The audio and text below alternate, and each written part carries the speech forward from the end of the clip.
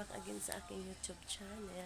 So, ayan guys, yung isi-share ko ngayon sa inyo yung aking gulay. Magluluto ako ng laswa na gulay. So, ayan guys, meron akong okra, mahabang sili, sitaw, tsaka patula guys.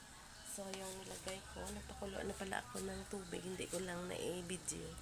Yung napakulo na ko, nilagyan ko siya ng lemongrass. Ayan siya.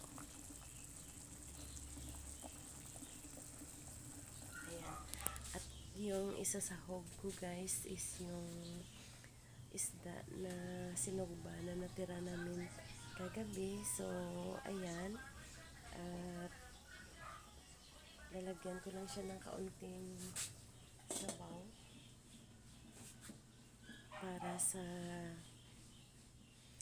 para sa ating mga gulay. So, ayan guys.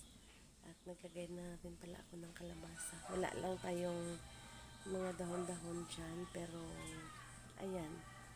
Gagawin lang natin maliit na or konting tubig lang siya para mas malasa.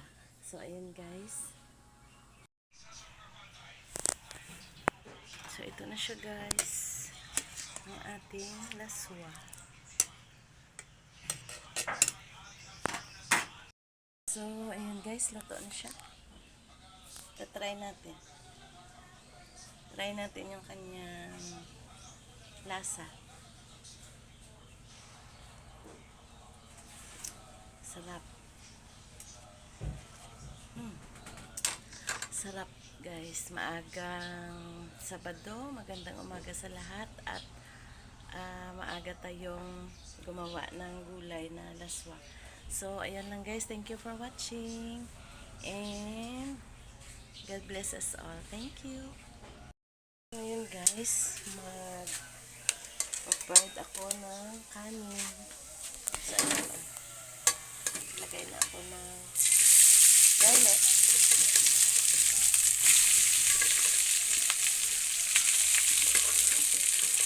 Para walang masayang na kanin guys.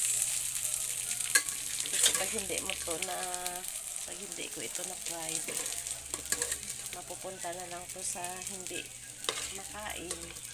Dahil nga siya, tira nga siya ng kagabi namin na kinain. So, ayan, mapa-fried muna ako guys.